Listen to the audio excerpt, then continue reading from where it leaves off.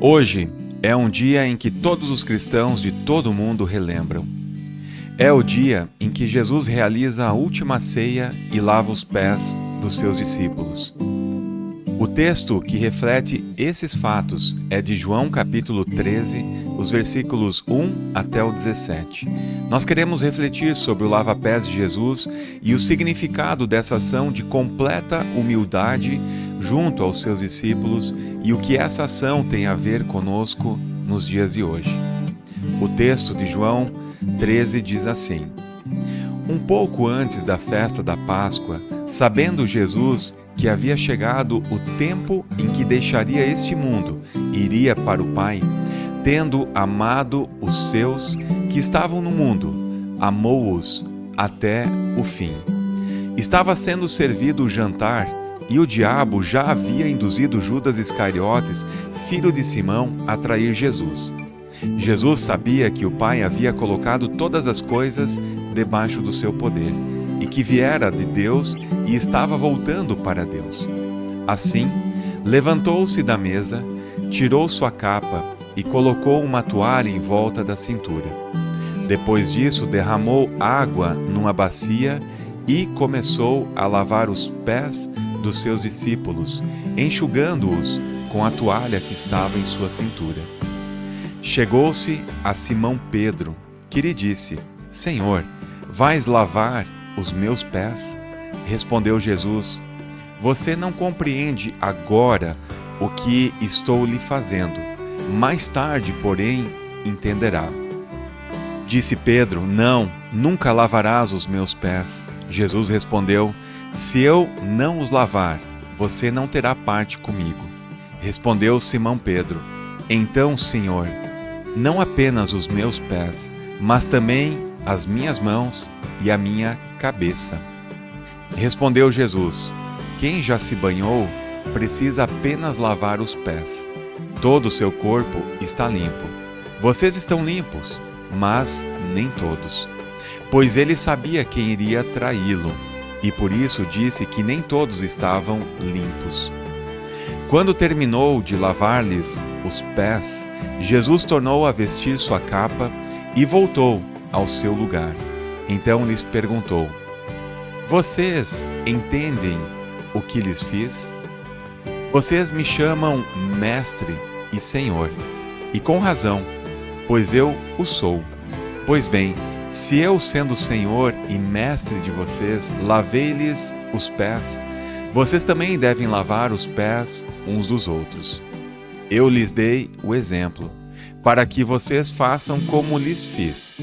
Digo-lhes verdadeiramente que nenhum escravo é maior do que o seu senhor, como também nenhum mensageiro é maior do que aquele que o enviou. Agora que vocês sabem essas coisas, felizes serão se as praticarem. 3 anos de ministério foram suficientes para anunciar a sua mensagem e completar a sua obra. Esse ministério passou por muitas provações. Ele deixou a sua glória e se fez humano. Ele nasceu num ambiente incomum e que causa estranheza até hoje. Todos os detalhes da sua vida estavam prescritos por Deus. Ele cresceu como um menino qualquer, mas aos 6 anos já ensinava os mestres da lei. Em seu batizado foi revelado quem ele era, o Filho amado de Deus.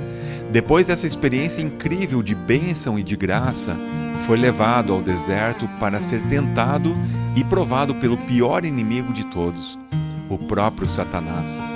Por ser Deus, não se deixou desviar da sua missão, do seu foco e da sua obra. Ele resistiu até o fim. A partir disso, iniciou seu ministério messiânico. Então ele chamou discípulos e os ensinou até o último dia. Por onde percorreu, anunciou as boas novas, divulgou notícias de um Deus que ama incondicionalmente. Realizou milagres e curou muita gente para glorificar aquele que o tinha enviado. Mesmo que não fosse compreendido na hora, ele dizia o que era necessário acontecer com sua vida para que a humanidade não se perdesse. Naquela noite de quinta-feira, ele reúne seus discípulos para fazer algo inusitado e único: anunciar o que deveria acontecer e dizer aos seus discípulos o decisivo para a caminhada e o serviço. Antes de reunir os seus discípulos, Judas é convencido por Satanás e se entrega à avareza e à ganância, traindo seu Senhor. Chegou o dia da festa dos pães sem fermento, no qual deveria ser sacrificado o cordeiro pascal. Jesus envia João e Pedro para a cidade a fim de encontrar um local para o preparo da refeição e o jantar com seus discípulos. Ele dá todas as instruções e os discípulos obedecem ao seu mestre.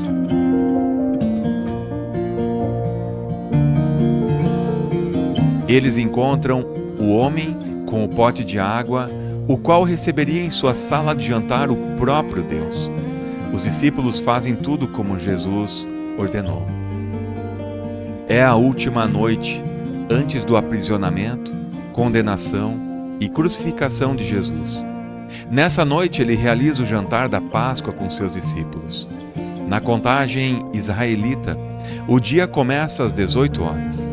E todo o acontecimento da paixão se condensa num único dia, das 18 horas de quinta-feira até as 18 horas de sexta-feira. 24 horas depois dessa noite estava tudo acabado. Todos estavam em volta da mesa de refeição, comemorando e relembrando a Páscoa, a saída do povo de Deus da terra do Egito. Em volta da mesa, Jesus disse que desejou ansiosamente comer essa Páscoa com seus discípulos antes de sofrer.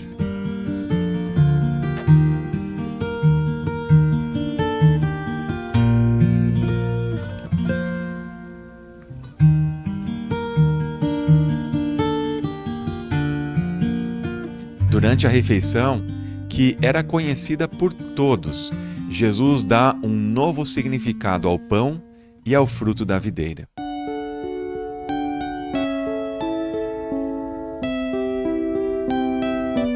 Ele se identifica com o pão e diz: "Isso é o meu corpo, dado em favor de vocês.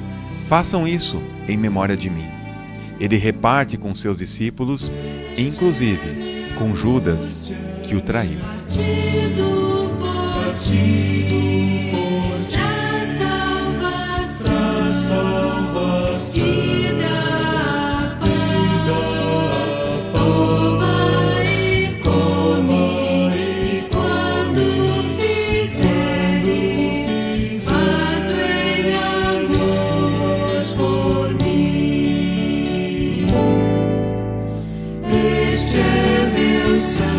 Após repartir o pão, Jesus tomou o cálice, dizendo: "Esse cálice é a nova aliança no meu sangue, derramado em favor de vocês.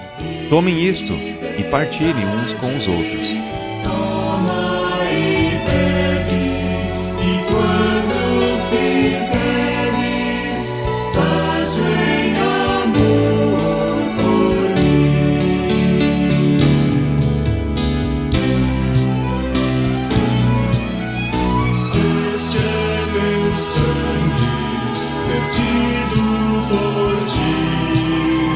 Traz o perdão e liberdade.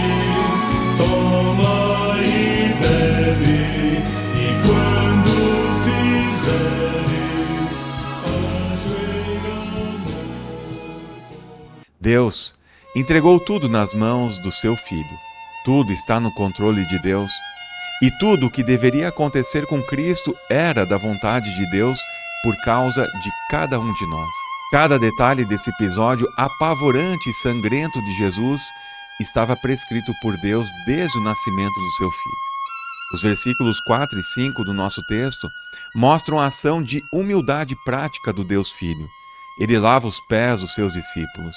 E lavar os pés de alguém era trabalho de escravos, de pessoas desvalorizadas na cidade. Filipenses 2 expressa de forma clara a ação de Jesus durante sua vida toda.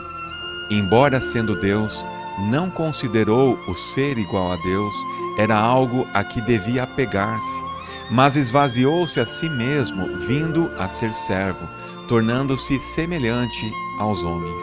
Humilhou-se a si mesmo e foi obediente até a morte, e morte de cruz. Dentre os discípulos está um que precisava passar por um quebrantamento para poder entender a obra de Cristo. Enquanto permanecia com sua razão e seu orgulho, não era capaz de discernir as coisas espiritualmente. Esse discípulo era Pedro. Pedro mais uma vez configura o orgulho que corre nas veias de todo ser humano. Um orgulho que faz perder bênçãos. Um orgulho que o afasta de Deus em todos os sentidos. Um orgulho que Deus não tolera. No versículo 8, Pedro afirma a Jesus: "Nunca lavarás os meus pés." Nessa afirmação está contido aquele orgulho do ser humano que não consegue suportar que, por sua causa, Cristo tenha que ser humilhado, realizando um serviço desses. A resposta de Jesus ainda é de compaixão. Se você não se submeter à minha vontade e se despir da sua própria vontade, não terás a bênção que se aproxima. Se eu não lavar os seus pés, você não terá parte comigo, diz Jesus. Para que Pedro pudesse entender o significado da vida e obra de Jesus, muitas coisas deveriam acontecer em sua vida. O entendimento de Pedro só aconteceria um pouco mais tarde, quando ele passou pelo necessário quebrantamento.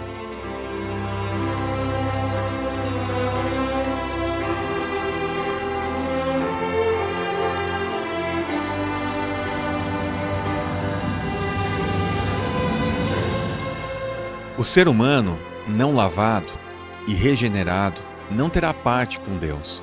Somente depois de uma completa transformação poderá comparecer diante de Deus e servi-lo.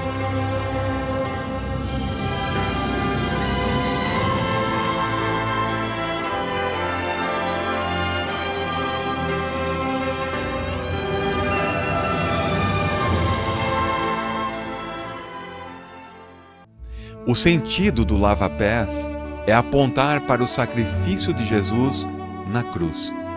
Expressa a humilhação do Filho de Deus na cruz em lugar de cada um de nós. No fundo, é o derramamento do sangue de Cristo que purifica de todo o pecado. E essa compreensão é para as pessoas que creem em seu nome.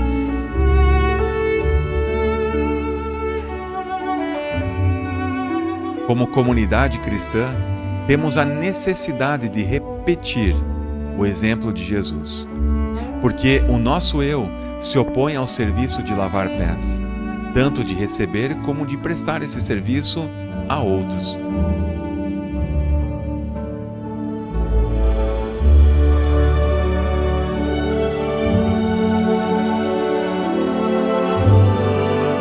Nós exercemos os nossos dons a fim de mostrarmos quem somos e do quanto nós podemos com bastante disposição.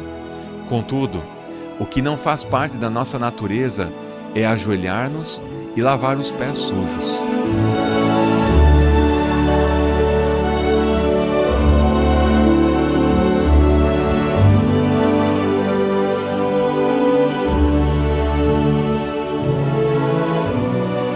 A comunidade cristã é formada por pessoas redimidas e salvas, mas ao mesmo tempo, enquanto caminham, sujam seus pés novamente, ou seja, tornam-se pecadoras.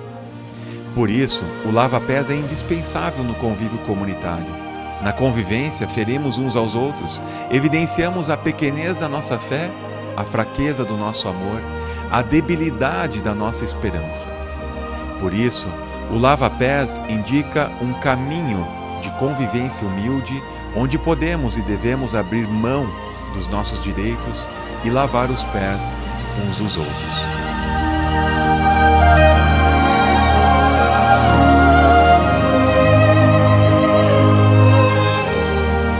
Pessoas transformadas pelo amor de Jesus podem e devem prestar esse serviço. Que Deus nos abençoe com essa ação, imitando a humildade de Jesus para um melhor convívio entre nós. Amém.